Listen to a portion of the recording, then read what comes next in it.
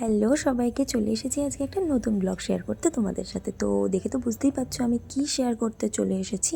তো প্রথমে আমি দেখিয়ে নিই কী কী নিয়েছি। প্রথমে নিয়েছিলাম একটা ফুলকপি, সাথে নিয়েছিলাম একটা কিষান ফ্রেশ টমেটো সসের প্যাকেট, সাথে নিয়েছিলাম একটু পেঁয়াজ, আর সাথে তো পাস্তা লাগবেই, আর রসুন, ডিম, আলু, মটরশুঁটি আর টমেটো। আর আমার খুবই পছন্দের একটা জিনিস, সেটা হচ্ছে ধনেপাতা। আমার ওটা খুব ভালো লাগে, কোনো একটা কিছুতে দিতে খুব ইচ্ছা করে। তো চলো সব কিছু সুন্দরভাবে কেটে কুটে নিই।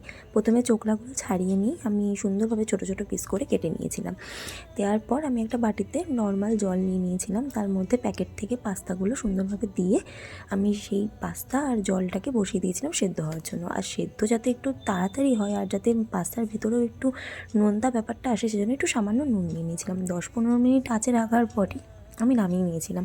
নামিয়ে নিয়ে ঝরঝরে ফ্রেশ, বেশি সেদ্ধ করিনি, নর্মাল সেদ্ধ করে রেখেছিলাম। তারপরে কড়াইয়ে দিয়ে দিয়েছিলাম একটুখানি সাদা তেল। সাদা তেল একটুখানি টাইম লাগে গরম হতে, তো সাদা তেল দেওয়ার কিছুক্ষণ পরই আমি একটু নাড়াচাড়া দিয়ে দেখছিলাম যে হয়েছে কিনা গরম।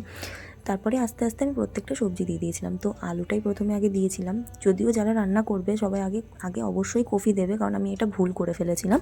যাই হোক, সাথে নিয়ে নিয়েছিলাম ধনিয়া পাউডার, লঙ্কা যে যেরকম পরিমাণ মতন নাও। তো আমি 3টে লঙ্কাই দিয়েছিলাম, কারণ আমি একদম ঝাল খেতে ভালোবাসি না।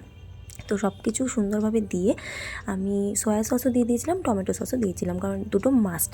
দেওয়ার পর আমি একটুখানি আঁচে ঢেকে রেখে দিয়েছিলাম। একটু চাউমিন পাউডার যেটা বলে আর কি, মিক্স পাউডার, সেটাও দিয়েছিলাম।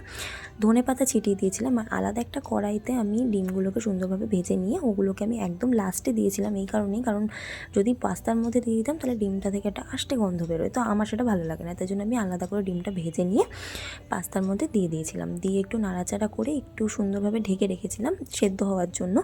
সেদ্ধ হওয়ার পরই ঠাম্মাকেও দেখতে পাচ্ছ আমার ভিডিওটাতে, ঠাম্মা আমাকে একটু হেল্পও করেছে, বাবাও হেল্প করেছে।